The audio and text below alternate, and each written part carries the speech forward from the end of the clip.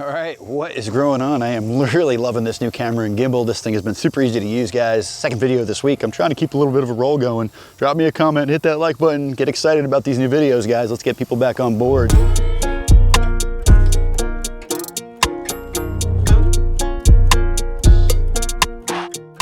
I am back in Hastings, Florida. I was here about 2 weeks ago just for a follow-up, swapping out a couple of trees that didn't do so good. The client here is like, Pete, I've been really thinking about expanding the food forest. I want to do some more rows over here on the east side of the driveway. Also having a little bit of a water issue. Not an issue because the trees are all here on mound, but we're holding a little more water than we'd like.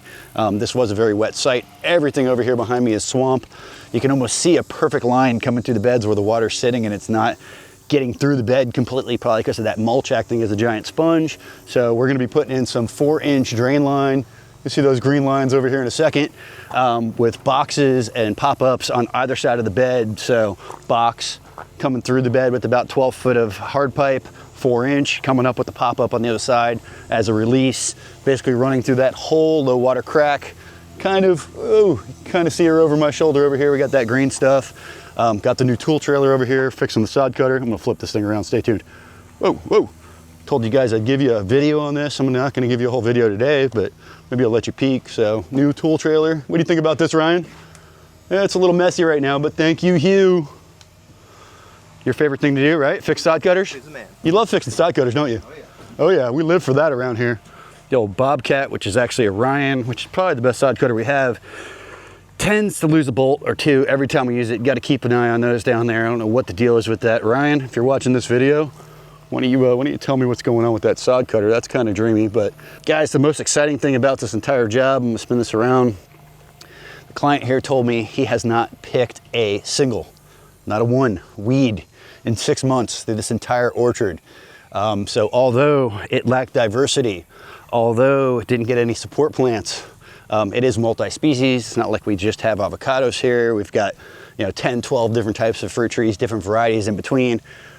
We did not do a lot of supporting plants because we went heavy with the cowpea. All the trees are on mounds, but he has not picked a single weed here. So I think that is beyond epic. In the beds that we do not have cowpea, they've been using commercial grade vinegar every couple of days. So you have to do it quite often and having really, really good luck with that. I'm getting ready to show you the whipping stick.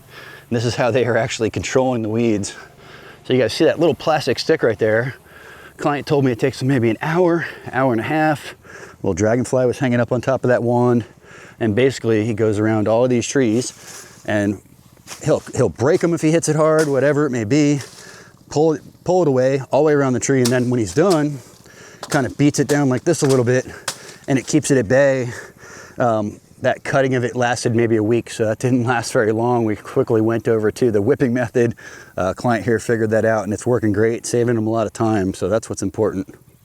All right, so the whipping stick, that is the super technical tool for keeping the cowpea back. Guys, this is patented, top secret information. I'm gonna keep that in wraps for a little while until we can get a patented Green Dreams version, right?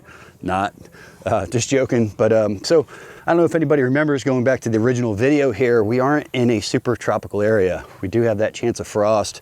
Client here already had a really cool existing food forest in the back. I got you guys some footage there last time.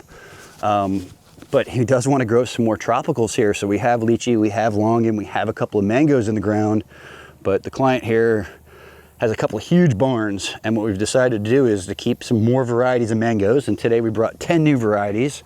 I've got Orange Sherbet and CC Love and Dot and Cotton Candy. A lot of my favorites are in here to be kept in pots. And basically on those couple of cold nights a year, they're gonna go inside the barn along with these 2 big jabos that are at a fruiting age. We got fruit on there, you see what I'm talking about? Another one that's got some fruit on it. Flowers, the whole 9 yards. And we brought a star fruit, which is actually going back in the shady part of the food forest area. That's where we're gonna stick the 2 jabos in pots on pallets. And then all of these will just be around the edges of the driveway, kind of out around that area for 99% of the time, and only coming in those couple of nights a year when they need a little bit of protection. So I thought that was really cool.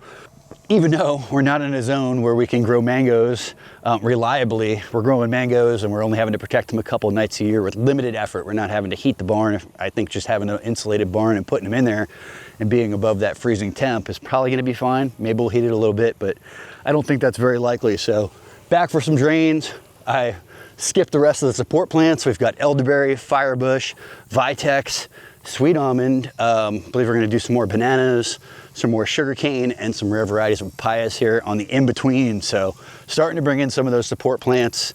But what's most exciting is going on over here behind me. Let's see. So we are adding 6 more rows. So we're back for an expansion. There was a giant Bismarck we left alive there in that front bed. That got hit by lightning, guys. We lost that, so that's no longer with us. We're gonna be replacing that with a really cool 65-gallon multi-stem olive. Olives already here are doing really well. And this bamboo bed up here in the front is one of those beds that's being controlled with the vinegar. There's no cowpea, no cover crop in this bed.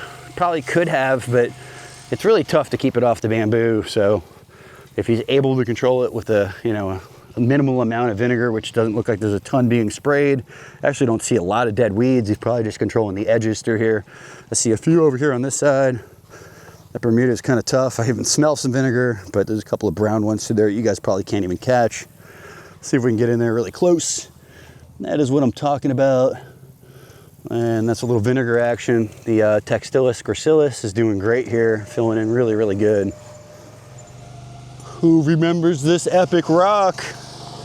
Looks like they just did some fresh mulching here. We've got some red pentas, some giant milkweed.